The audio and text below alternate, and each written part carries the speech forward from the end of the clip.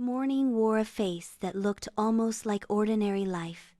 Lyra woke to the smell of cinnamon and wet stone, to the baker's wife thumping dough, to a tractor coughing awake somewhere past the tree line.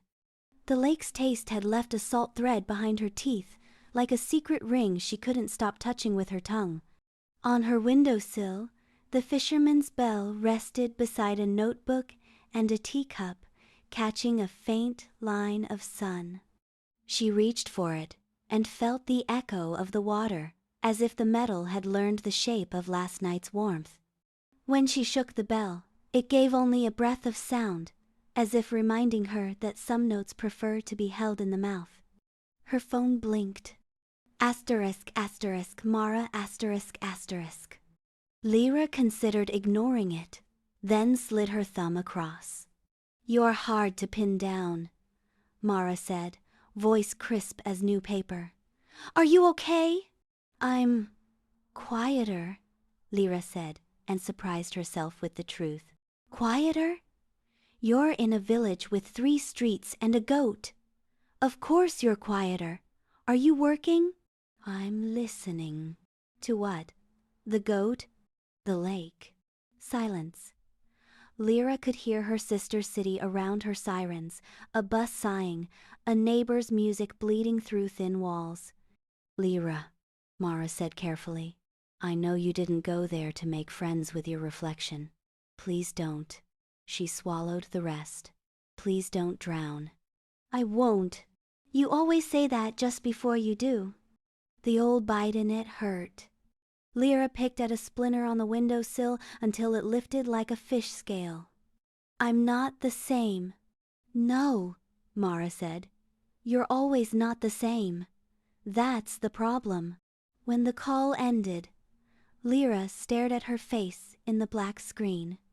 The device showed her a woman she knew and didn't. Hair unpinned, mouth not braced to be clever, eyes carrying a small, bright animal that hadn't lived there in years. Outside, the boy who'd drawn spirals hopped along his work, singing a broken tune. The baker's wife swept flour dust onto the steps. A fisherman stood by his truck and watched the sky with the worry of a man who knows weather is a vote and humans are outnumbered. They all looked like the world before a storm. She looked like the storm. She didn't wait for dusk. By mid-afternoon, clouds had climbed each other into a weathered mountain, and the air smelled like iron tugging a nail from wood. Lyra left her shoes on the bank and set the lantern unlit on its flat stone, a promise to the coming dark that she would be there when it arrived. "Kale?" she said. The name worked inside her mouth like something made to fit there. A wind pressed a hand down the length of the water. It smoothed after as if embarrassed at being seen. Reeds leaned towards her and away again, a crowd negotiating which side of history to stand on. He did not rise. She felt him anyway, pressure at the edges of what could be felt, the way you can sense a person standing behind you before they speak. The lake warmed around her ankles as if it had simply remembered kindness. "Why the hurry?" His voice arrived like rain from a sky that hadn't darkened yet. "I didn't want to leave the wanting alone." A ripple that sounded like a smile. "Then don't." She waded in until the water kissed the hem of her dress and kept kissing. "Show me something you didn't show anyone else." "I am showing you that now." "That's not fair." "Nothing worth the body is." The echo of last night made her laugh. The lake answered with a soft blooming of warmth around her calves, startled and pleased. "Tell me why you were made," she said. "Not what you are. Why?" He surfaced as if the answer required a witness. Shoulders first, ringed with light. Throat, smooth and ridged where current had learned him. Face, calm the way deep places are calm, not lack of motion, but the kind that wears mountains down. I was made by fear, that wanted a guardian, and love, that wanted an excuse. By who? by people who poured their wrongs into a mouth they could blame, and by one woman who looked at me and did not look away. What did she ask of you? To keep what was hers safe, did you? For a while. His gaze flicked to the scar below his collarbone and back, until safe became small. And she wanted more. She wanted ownership, so she tethered me to a shore she called love. Lyra's throat tightened. She thought of all the ways she had accepted tethers she pretended were necklaces. How did you get free? I stopped confusing gratitude with surrender. The wind shifted. Her damp dress pressed new maps against her thighs. Kale's eyes regarded her with a steadiness that made evasion feel like a language she no longer spoke. What do you want from me? She asked. A question that cuts both of us. That isn't an answer. It is the only honest kind. He lowered until the surface made a second mouth over his own, water and breath practicing kissing without consequence. The heat that came off him folded the air into something thicker. Her body learned it first, breath adjusting pace to an older metronome. Hunger has a sound, she said, without meaning to. Yes. What does mine sound like? Like rope finally dropped. And yours? He was quiet long enough for the reeds to decide they were birds. Like your name said in the dark after the dark has learned it. Her knees softened. She let herself sink until she stood on the slope, where ground and water argued about who owned what. There was a hum beneath her soles, faint as a remembered lullaby. The lake was making promises to the shore that the shore couldn't keep. Will the village know? She asked, surprising herself. They always know. What will they do? Bake bread and sharpen stories. They'll warn you with the warmth still on their hands. Will that matter? Only if you suspect you're wrong. Aren't I? The question slipped out ragged. Isn't this a beautiful mistake? Mortal language is built for fences, he said gently. I am built for water, which is to say, for what crosses and returns. You make sin sound like geography. Sin is often just a map drawn by people who forgot where the river used to run. Lyra's laugh was almost a sob. She closed her eyes. Behind her lids the world brightened, then dimmed, like a lantern turning over in its sleep. Then teach me your river. Not yet. Because I'll drown? Because you'll call drowning devotion. He was closer when she opened her eyes. She could see the finest lines of light that laced his skin, a constellated anatomy held together by pressure and promise. He lifted his hand. The surface buckled between them. A line of droplets climbed toward his palm and hovered like obedient stars. Hold out your hand, he said. She did. The water bridged the space, a trembling thread. It broke on the pads of her fingers, each bead a small, precise heat. He watched her face as if the movement of muscles there were a book he'd been waiting centuries to read. When he reached for her wrist not touching, only letting the warmth of him overlap the warmth of the lake, the pulse that lived there answered. He didn't need to hold her to feel it. He didn't need to own her to steady it. There, he said. That is the sound I meant. What do you hear?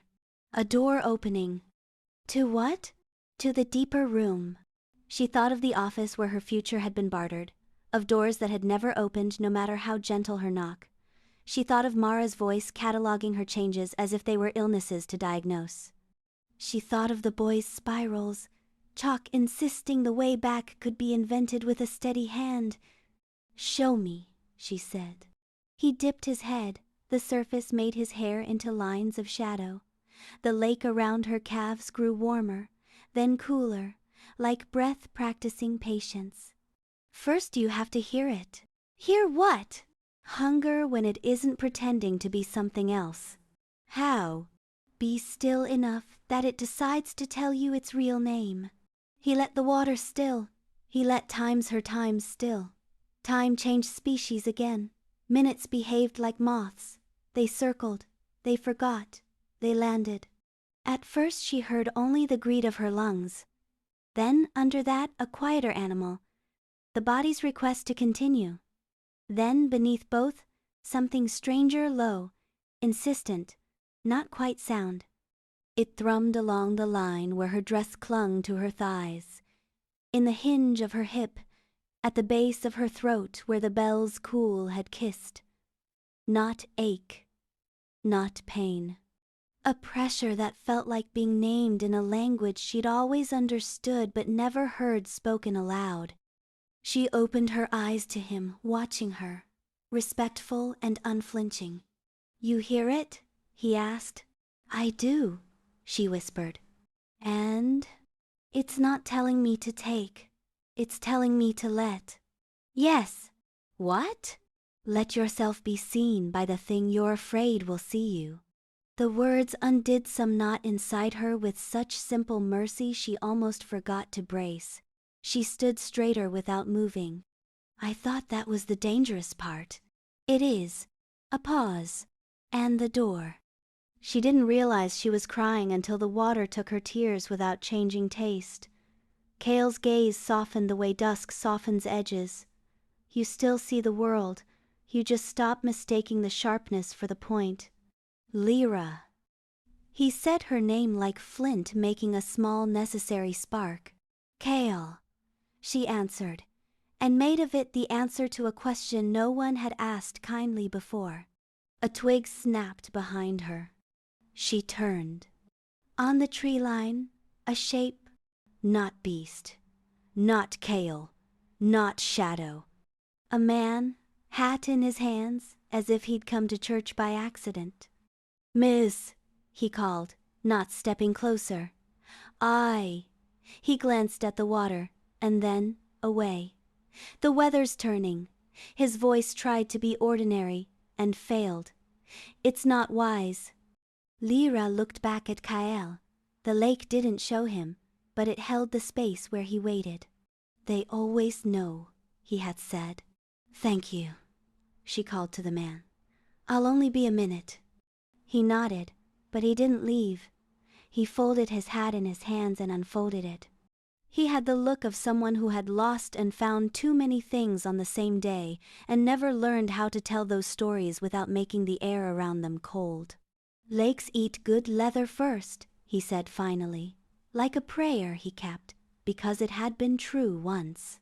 "I'll mind my feet," Lyra said.